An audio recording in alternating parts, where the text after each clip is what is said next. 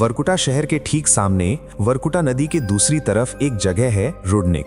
आज ये एक भूतिया गांव है, लेकिन ये वर्कुटा से भी पुराना है। दरअसल वर्कुटा की कहानी यहीं से शुरू होती है। सन 1931 में यहीं पर सबसे पहले गुलाग श्रम शिविर की स्थापना हुई थी। आप वर्कुटा के जिस जबरन श्रम शिविर वोरकट लाग का जिक्र कर रहे हैं, रुडनिक उसी का सबसे पहला केंद्र था। ये वो जगह है जहां सबसे पहले कैदियों को लाया गया। यहाँ पहुंचने वाले पहले समूह में सिर्फ 43 कैदी थे, जिनमें से ज्यादातर राजनीतिक अपराधी थे, जिन पर सिर्फ शक के आधार पर केस चलाया गया था। जैसे जैसे कोयले की मांग बढ़ी, वैसे वैसे रुडनिक का विकास हुआ। पहले ये सिर्फ कैदियों की बस्ती थी, लेकिन बाद में यहाँ आम मजदूर और उनके परिवार भी रहने लगे।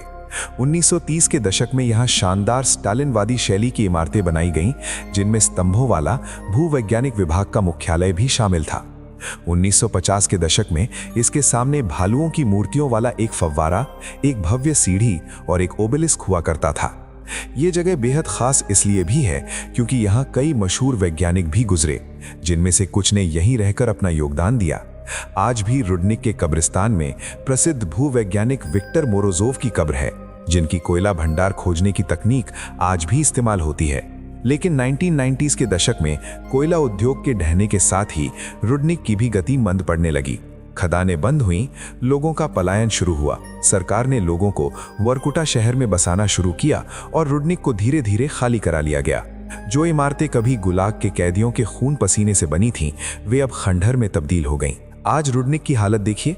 वहां पहुंचने के लिए सिर्फ एक पैदल पुल है, जो खुद बुरी तरह टूट फूट चुका है। कहा जाता है कि इस पुल के तख्ते भी लोग जला चुके हैं। वे शानदार स्टालिनवादी इमारतें अब खंडहर हैं। उनकी खाली खिड़कियां ऐसे दिखती हैं जैसे मौत की आंखें हों। सड़कों पर घास उगाई है और टुंड्रा धीरे धीरे इसे फिर से अपने में समेट रहा है। बीचों बीच एक भव्य ओबेलिस्क अब भी खड़ा है, लेकिन वो भी टूट फूट रहा है। सबसे हैरान करने वाली बात यह है कि इस मरे हुए गांव के बीच से होकर अब भी एक रेलवे लाइन गुजरती है, जो पास की एकमात्र चालू खदान तक जाती है। तो एक तरफ पूरी तरह सन्नाटा है और दूर से रेल की आवाजें आती हैं, जो याद दिलाती हैं कि जिंदगी अब भी कहीं ना कहीं बह रही है, लेकिन यहां से दूर। वर्कुटा के ठीक सामने ये रुडनिक अपने आप में एक पूरी कहानी है। ये उस इतिहास की असली तस्वीर पेश करता है जिसकी नींव पर वर्कुटा जैसे शहर खड़े हुए थे। ये महज एक भूतिया गांव नहीं है, बल्कि एक खुली किताब है जो गुलाग के इतिहास के सबसे काले पन्नों को दर्शाती है।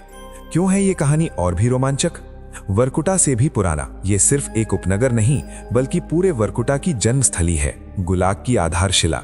ये वो पहला स्थान है जहां वर्कुटा का श्रम शिविर शुरू हुआ।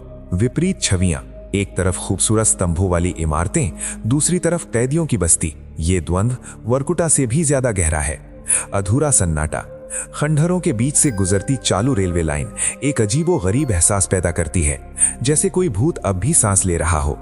मुझे उम्मीद है कि वर्कुटा के इस पड़ोसी रुडनिक की कहानी ने आपको उतना ही रोमांचित किया होगा जितना खुद वर्कुटा ने किया। ये सच में एक ऐसी जगह है जहां का इतिहास आपके रोंगटे खड़े कर देगा।